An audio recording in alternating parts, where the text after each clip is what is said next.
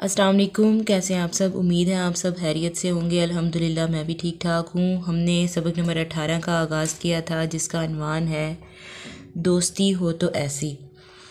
इसमें हमने एक मुर्गे की कहानी पढ़ी थी। एक मुर्गा जो है वो अकेला रहता था और वो कभी दरख्त के ऊपर सो जाता था, कभी कहीं सो जाता था। लेकिन सर्दियाँ जब आईं तो उसने महसूस किया कि सर्दी से बचने के लिए उसके पास कोई घर होना चाहिए।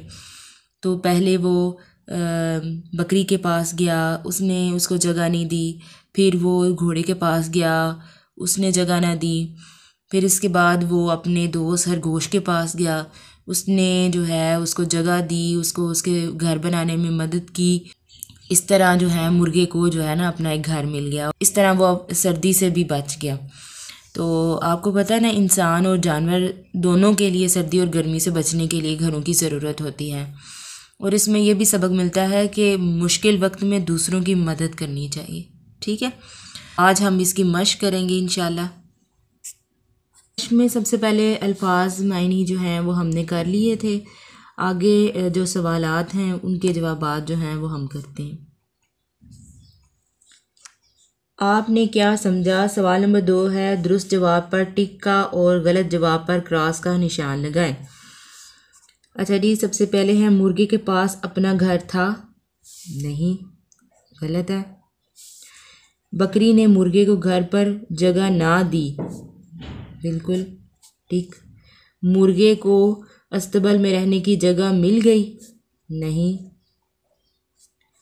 मुर्गे ने खरगोश के साथ मिलकर एक मजबूत घर बनाया। बिल्कुल। मुर्गा और खरगोश पड़ोसी बन गए। बिल्कुल ठीक। इस तरह ये जो आपका सवाल है मुकम्मल हो गया है। सवाल नंबर 3 है, दिए हुए सवालों के जवाब लिखें। तो सवाल नंबर 1 है, मुर्गा क्यों परेशान था? तो बताएं मुर्गा क्यों परेशान था? क्योंकि उसके पास अपना घर नहीं था और सर्दियाँ आ गई थी। तो इसका जवाब हम लिखेंगे कि मुर्गा इसलिए परेशान था कि सर्दियों का मौसम कहाँ गुजारे, क्योंकि इसके पास रहने के लिए घर नहीं था। तो इसका जवाब देखें, मुर्गा इसलिए परेशान था कि सर्दियों का मौसम कहाँ गुजारे क्योंकि इसके पास रहने के लिए घर ना था। सवाल नंबर 2 है, खरगोश के पास जाने से पहले मुर्गा किन किन के पास मदद के लिए गया? तो मुझे बताएं किस किस के पास गया था? हाँ जी, वो एक बकरी के पास भी गया था और घोड़े के पास भी गया था। तो इसका जवाब क्या लिखेंगे हम? खरगोश के पास जाने से पहले मुर्गा बकरी और घोड़े के पास मदद के लिए गया। तो इस तरह इसका ये जवाब है कि खरगोश के पास जाने से पहले मुर्गा बकरी और घोड़े के पास मदद के लिए गया। अगला जो सवाल है, सवाल नंबर 3, आपका दोस्त मुश्किल में हो तो आप इसकी कैसे मदद करेंगे? तो मुझे बताएं कैसे मदद करेंगे? तो आप ये लिख सकते हैं कि मेरा दोस्त मुश्किल में हो तो उसे मुझसे जो मदद चाहे होगी मैं उसकी हर तरह से मदद करने की कोशिश करूँगा। तो इसका जवाब लिखते हैं। तो मैंने इसका ये जवाब लिख लिया कि मेरा दोस्त मुश्किल में हो तो उससे मुझसे जो मदद चाहिए होगी मैं इसकी हर तरह से मदद करने की कोशिश करूँगा। ठीक है। मिलकर करें बात। मिलकर करें बात। सवाल नंबर 4 है, आपस में बातचीत करके बताएं कि आपका दोस्त आपसे नाराज़ हो जाए तो आप नाराज़गी को कैसे दूर करेंगे। ये आपने ज़ुबानी करना है। जैसे अली कह रहा है कि मेरा एक दोस्त है रेहान, वो मुझसे नाराज़ हो गया है, उसे कैसे मनाऊं? अहमद जो है, तुमने ऐसा क्या किया है जो नाराज़ हो गया? अली, कल छुट्टी के वक्त वो ठोकर खाकर गिरा, मुझे हंसी आ गई, वो नाराज़ हो गया। अहमद, तुम्हारी गलती है, तुम्हें हंसना नहीं चाहिए था। अली, वो गिरा ही ऐसे था कि मेरी हंसी छूट गई, ये बुरी बात है, तुम इससे माफ़ी मांग लो। अली, ठीक है, मैं इससे माफ़ी मांग लेता हूँ और मैं आज इसके लिए चॉकलेट भी लाया हूँ। अहमद, चॉकलेट मुझे भी दो। अली, ये लो, तुम्हारे लिए भी है। आप अपने दोस्त से जो है बातचीत करके जो है वो पूछ सकते हैं कि किसी को किस तरह जो है वो मनाया जा सकता है। आगे सवाल है, लफ्ज़ों का खेल। सवाल नंबर 5 है, मिसाल के मुताबिक हिंसों के सामने अद्दी तरतीब लिखें। यहाँ पर जैसे मिसाल दी गई है, 1 पहला और पहली। ठीक है। 2 है तो क्या कहेंगे? दूसरा दूसरी, दूसरा, दूसरी। तो आगे क्या है? तीसरा, तीसरी।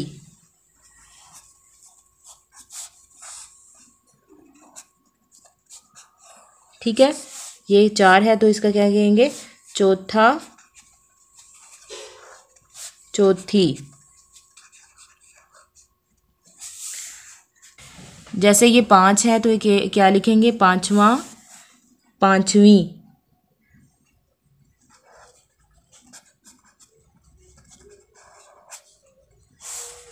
ये 6 है तो क्या लिखेंगे? छठा,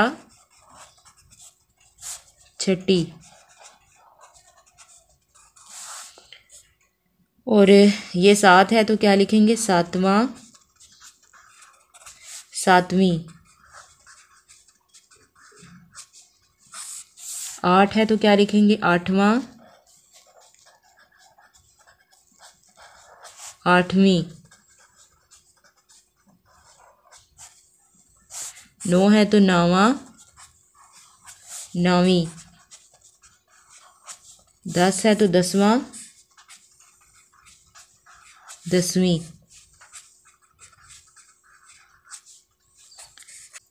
1 है तो पहला, पहली। 2 दूसरा, दूसरी। 3 तीसरा, तीसरी। 4 चौथा, चौथी। 5 पांचवा, पांचवीं। 6 छठा, छठी। 7 सातवां, सातवीं। 8 आठवां, आठवीं। 9 नौवां, नौवीं। 10 10वां, 10वीं। इस तरह आपने ये सवाल करना है। ठीक है, कवायद सीखें। सवाल नंबर 6 है, मिसाल के मुताबिक कॉलम अलिफ में मौजूद अल्फाज के मुतजाद बनाकर सामने कॉलम बे में लिखें। देखिए, कॉलम अलिफ है और कॉलम बे है। ठीक है, इसमें पहली मिसाल जो दी गई है वो देखें, दिन और रात। आपने इसके अल्फाज के मुतजाद लिखने हैं। मुतजाद का मतलब आपको पता है ना? मुतजाद का मतलब होता है उल्ट। ठीक है, अल्फाज के आपने उल्ट लिखने हैं। जैसे दिन का रात था, गर्म क्या कहेंगे? सर्द। गर्म, सर्द।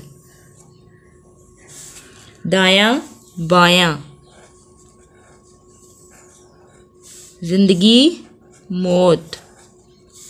दोस्त, दुश्मन। दाल के ऊपर आप पेश डालें, दुश्मन। पढ़ें। सवाल नंबर 7 है, दी हुई कहानी गौर से पढ़ें और आखिर में सवालों के जवाब दें।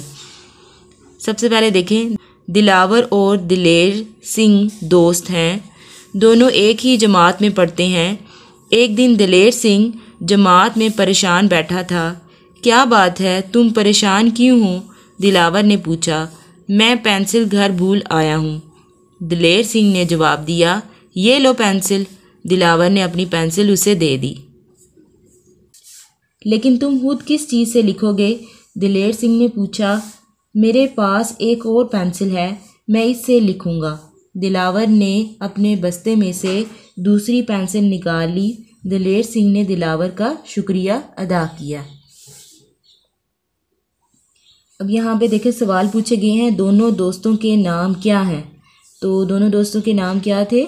एक का नाम दिलावर सिंह और एक का नाम दिलेर सिंह था। दिलेर सिंह क्यों परेशान था? क्योंकि उसके पास पेंसिल नहीं थी, उसने काम करना था, इस वजह से वो परेशान था। दिलावर ने दिलेर सिंह की किस तरह मदद की? दिलावर ने दिलेर सिंह को अपनी पेंसिल दे दी थी ताकि वो काम कर सके, इस तरह उसने उसकी मदद की थी। कुछ नया लिखें। सवाल नंबर 8 है, मेरा दोस्त के मौजू पर 5 जुमले लिखें। आपने अपने दोस्त के बारे में 5 जुमले लिखने हैं। ठीक है, आप क्या लिखेंगे अपने दोस्त के बारे में? चले हम देखते हैं। जैसे देखें, मेरे दोस्त का नाम दानियाल है, वो मेरा हम जमात है, उसे सफ़ेद रंग पसंद है, उसे खाने में बिरयानी पसंद है, वो पढ़ाई में बहुत अच्छा है। इस तरह अपने दोस्त के बारे में आप 5 जुमले लिख सकते हैं। आगे देखें, आओ करें काम। सवाल नंबर 9 है, एक खूबसूरत दोस्ती का कार्ड बनाएं और उसे अपने सबसे अच्छे दोस्त को पेश करें। तो ये आपका अमली काम है। आप कोई अच्छा सा कार्ड बनाकर जो है वो अपने बहुत ही करीबी दोस्त को जो है वो दे सकते हैं। ठीक है, और उम्मीद है आपको मश्क की समझ आ गई होगी। इसके साथ दें मुझे इजाज़त। अपना ख्याल रखिएगा, दुआओं में याद रखिएगा। अल्लाह हाफिज़।